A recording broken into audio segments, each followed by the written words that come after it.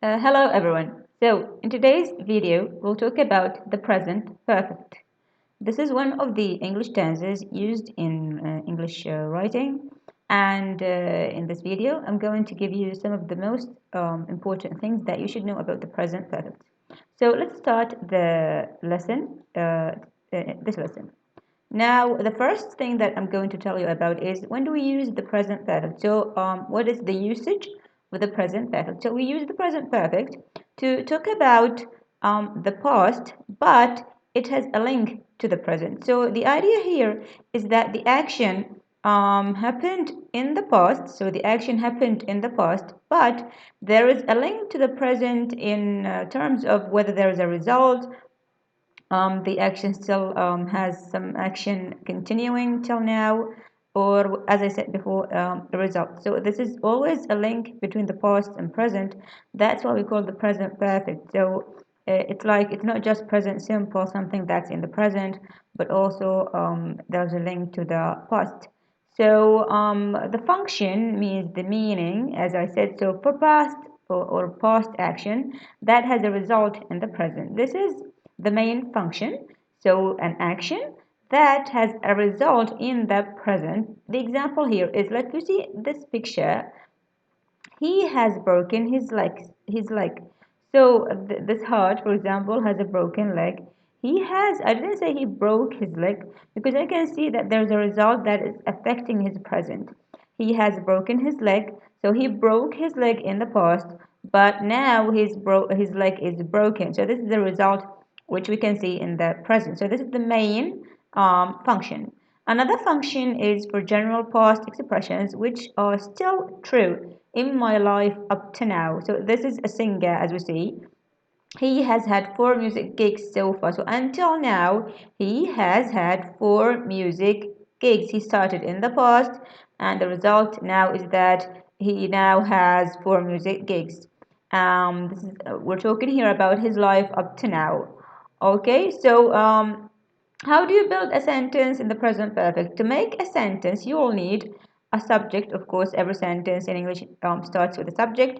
And then you have, or it could be also has, plus the past participle. So either have or has. Of course, we're talking here about the verb to have, which can be either has if the subject is singular, and it can be have if the subject is I or plural, plus the verb, which is going to be the past participle form of the verb. So this is the form of the sentence. So these are some examples of positive sentences. I can say I have plus the past participle, you have plus the past participle, or they have plus the past participle.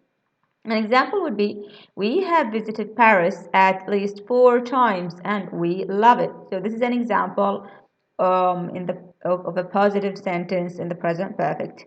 Another positive or other positive sentences with has this time. I'm going to say he has. Of course, the H here should be capital letter because it's the beginning of a sentence.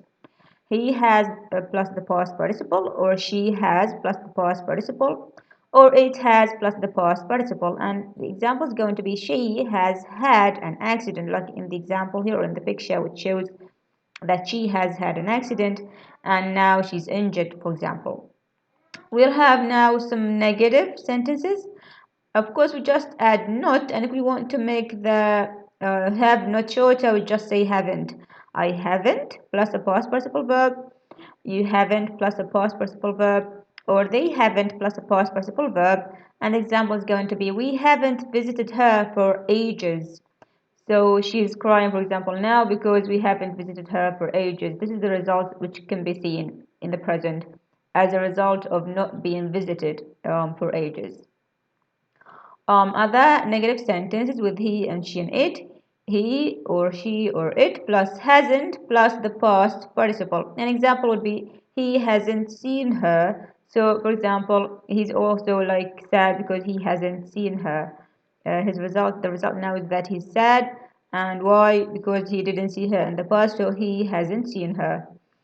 Now, when you make questions in the present perfect, you need a question word plus have or has plus the subject plus the past participle. An example would be what have you done? And of course, the question word could be any question word depending on the question you're asking, on what you're asking about, whether it's a what or a where, or even a time, like when.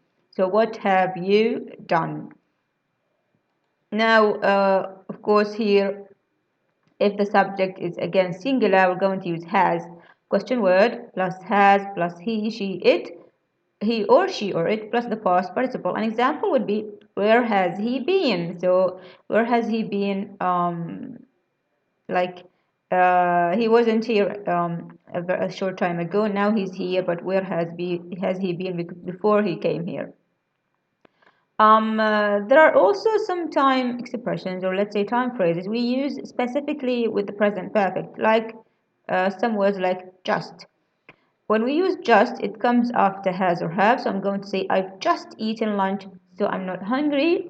Just means a very short time ago. So I have just done this, so I don't want to do it again. Or like, I have just eaten lunch, so I'm not hungry. Already, on the other hand, means you don't have to ask me to do something because I have already done it. Like, I have already done my homework. So let's say your mother comes to you, asking you or giving you orders to do your homework, but you reply with, I've already done my homework, so you don't need to tell me to do it because I've already done it. Okay, other expressions are recently and also so far. They almost have the same meaning, but let's see some examples. I haven't seen Paul recently. So recently means until now. So until now, until our present time, I haven't seen Paul. How is he? So far also means he's been right. So far also means until now. Okay, so far also means until now. He has been right until now, until the time we're speaking. These are some time expressions used with the present perfect. We also have some other words like for and since. So for and since are both followed by some time expressions or phrases, and they are different in like somehow or like they're different. We'll see how in the examples. I've had this car for 5 years. So when I say 5 years, I am here. Let's say so 5 years is a period of time. It's not a specific time. While if you see here, I have lived here since childhood. So childhood is a specific time in my life. It's a stage. Like if I can say here, I can say I've lived here since 1998, for example, a specific year, or since September, a specific month. So I specify a time, a point in time. But when you say I've had this car for 5 years, you don't specify a year or a month. You just give a period of time. So this is the difference um, between for and also since. Okay, this is the main difference between these two.